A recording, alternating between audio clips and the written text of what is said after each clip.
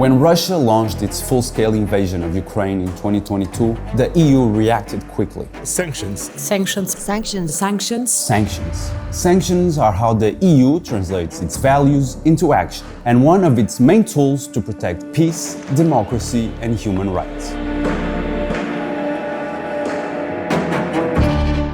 In 2026, over 6,000 names have appeared on the EU sanctions lists, but they all differ in type and scale. So, to better understand how the EU uses this tool, we'll look at what sanctions really are, why the EU uses them, and one real-life example of EU sanctions today. Let's get into it.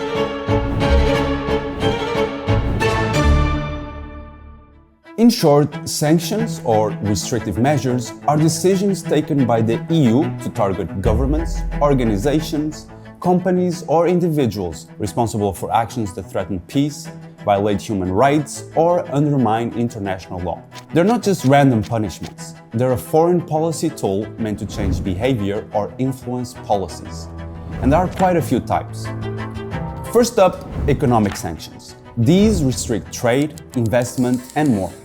Think about bans on importing or exporting certain goods, like oil or electric motors, or advanced technology, like quantum computers or advanced semiconductors.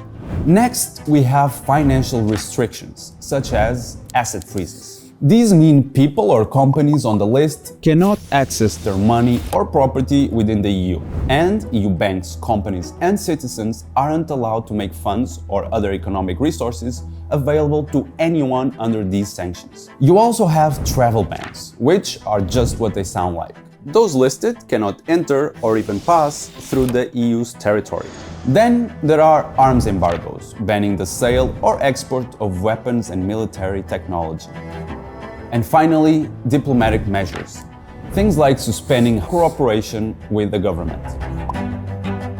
Sanctions are reviewed regularly and carefully, and once the policy goal has been achieved, they're lifted. So why does the EU do all this? Because sanctions are part of the European foreign policy and security strategy, the EU's way of preventing conflict, promoting stability, and protecting people. They let the EU respond to global challenges that go against its objectives and its values. And crucially, sanctions are not meant to hurt ordinary people. That's why humanitarian exceptions are always built in, to make sure that food, medicine, and aid can still reach civilians. In other words, it's targeted pressure, but with principles. And all sanctions decisions are agreed by all 27 EU member states right here in the Council. Alright, that might still sound a little abstract, so let's make it more concrete with an example. In 2022, Russia launched its full-scale invasion of Ukraine. Within days, EU foreign ministers agreed on a first package of restrictive measures.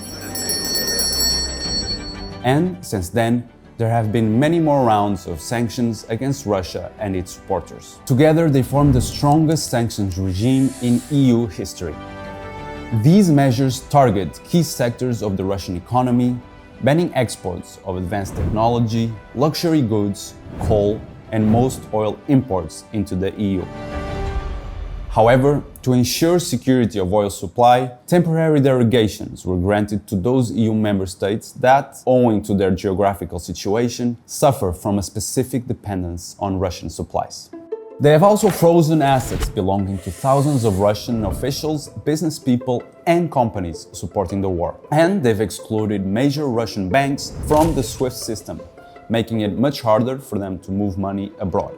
The goal behind all this is clear: to make it harder for Russia to finance its war, to disrupt the supply chains that keep it going, and to push the Russian government toward ending its aggression against Ukraine. In other words, it's about change through economic pressure, not force. So why does any of this matter to you? Because sanctions are one of the clearest ways the EU translates our values into action. They show that Europe doesn't just talk about peace, democracy, and human rights. It acts when those things are under threat. They make sure Europe can respond to aggression, defend international law, and protect people. Not through war, but through unity and targeted economic power. And that's the real point. collective action works. When 27 countries stand together, combining their markets, economies, and diplomacy, they can shape global events.